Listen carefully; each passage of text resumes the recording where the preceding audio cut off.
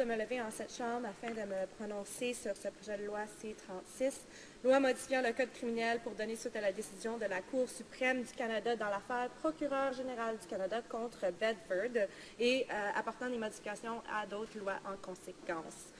Comme vous le savez, Monsieur le Président, en décembre 2013, la Cour suprême a unanimement jugé le Code criminel, que le Code criminel impose des conditions dangereuses sur les travailleuses et les travailleurs de sexe et contrevient donc à la Charte des droits et des libertés, car les articles qui interdisent la tenue d'une maison d'ébauche, de vivre des produits de la prostitution et de communiquer dans le but de se livrer à la prostitution porte atteinte aux droits des travailleurs et travailleuses de sexe, à la sécurité de la personne.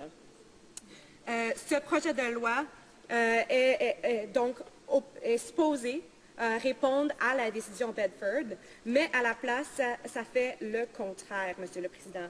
Nous, dans le NPD, on a consulté un grand nombre d'experts juridiques, de groupes d'intervenants, de travailleurs et de travailleuses de sexe, ainsi que d'autorités concernées par cette législation, en plus des 75 témoins et plus qui sont venus au comité. Une majorité d'entre eux nous disent, une grande majorité d'entre eux nous disent qu'ils nous ont indiqué qu'ils ne croient pas que ce projet de loi va dans le bon sens.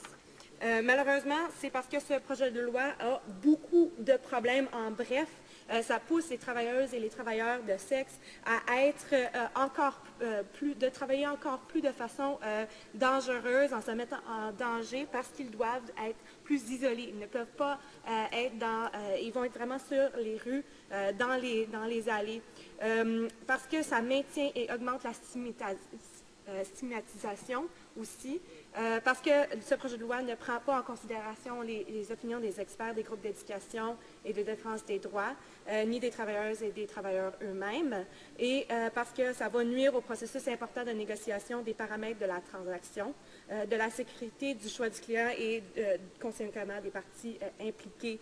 En plus de tout ça, et grâce à tout ça, effectivement, ce projet de loi est jugé par des experts à être pas constitutionnel, étant donné la décision sur le cas Bedford en 2013. Bref, les conservateurs veulent un modèle où les travailleurs et les travailleuses ne sont qu'approchés dans la rue tard le soir sans pouvoir poser des questions ou prendre des mesures de sécurité pour se protéger le corps ou la vie. Je veux lire, Monsieur le Président, une lettre ouverte écrite par plus de 200 experts juridiques d'à travers le Canada qui exhortent le gouvernement fédéral à examiner les effets nocifs et anticonstitutionnels de cette loi. Alors, ils disent, et je cite, le projet de loi C-36 propose un régime légal criminalisant plusieurs aspects de la prostitution adulte, y compris l'achat de services sexuels, la publicité de services sexuels et la majorité des communications publiques relatives à la prostitution. Tel qu'établi dans le jugement unanime de la Cour suprême du Canada, contre Bedford, 3 des articles de loi actuels sur la prostitution constituent, en vertu de l'article 7 de la Charte canadienne des droits et des libertés, une atteinte injustifiable aux droits des travailleuses et des travailleurs du sexe et à la sécurité de leur personne.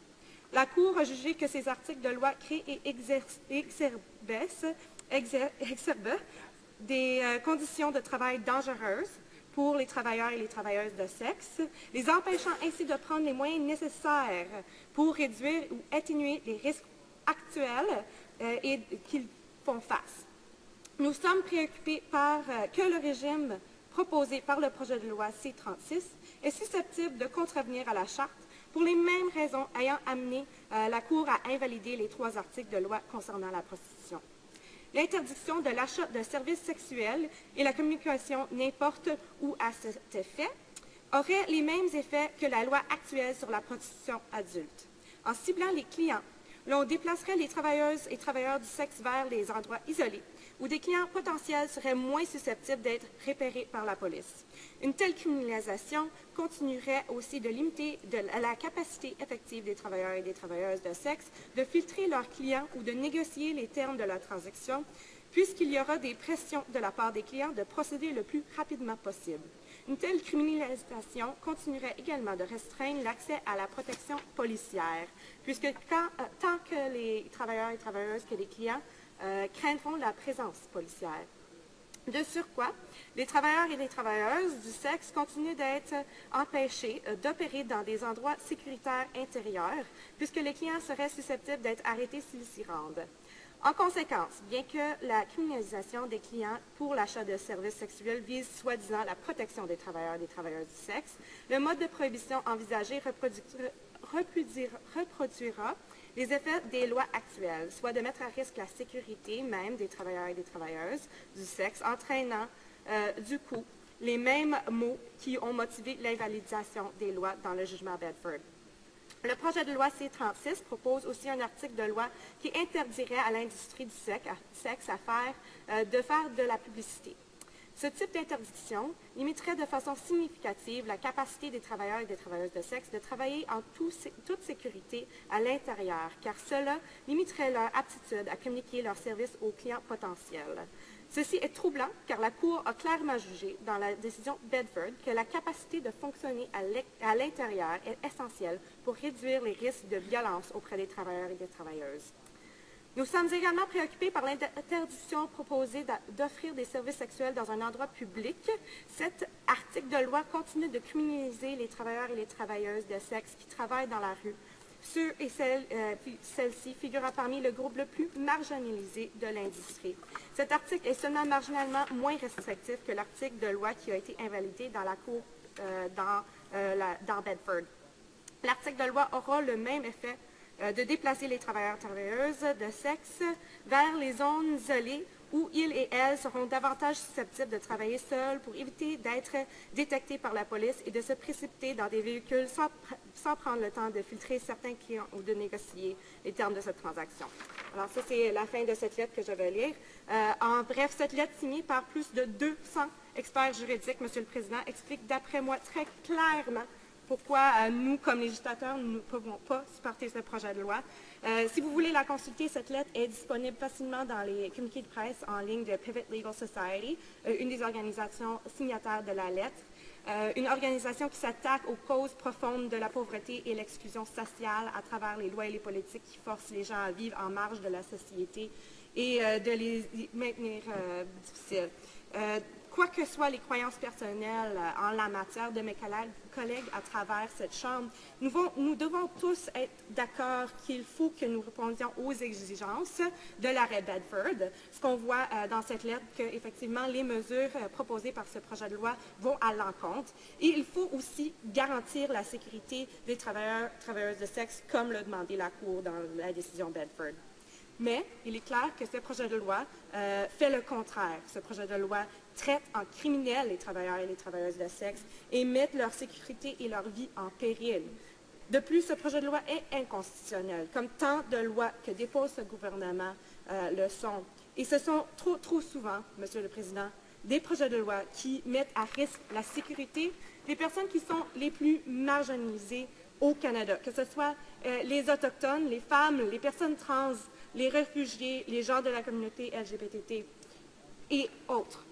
Encore et encore, les conservateurs essaient de protéger les gens qu'ils jugent d'être victimes, mais quand ils font ça, ils le font en leur marginalisant encore plus. Ils leur enlèvent l'habilité de l'autodétermination qui est tellement importante pour la dignité humaine et pour être capable de se protéger et vivre en sécurité et vivre pleinement. Tout le monde au Canada, Monsieur le Président, a le droit de vivre une vie sans violence ou risque de violence. Comme législateur, il est sincèrement de notre devoir de considérer les populations qui sont à risque et les aider à diminuer ce risque. La loi C-36, le projet de loi C-36, va à l'encontre de ce devoir en augmentant le danger de violence et de mort pour une population exerçant un métier des plus à risque, Monsieur le Président. Les opinions des experts sont quasi unanimes et le gouvernement conservateur a non seulement failli dans sa tâche de rédiger ce projet de loi, un projet de loi qui est adéquat, Il nous confronte à la possibilité très dérangeante qu'il met volontairement et intentionnellement la vie des travailleurs et des travailleuses de sexe en danger. Alors, Monsieur le Président, je demande à tous mes collègues dans cette Chambre de voter contre ce projet de loi. Merci. Questions and comments?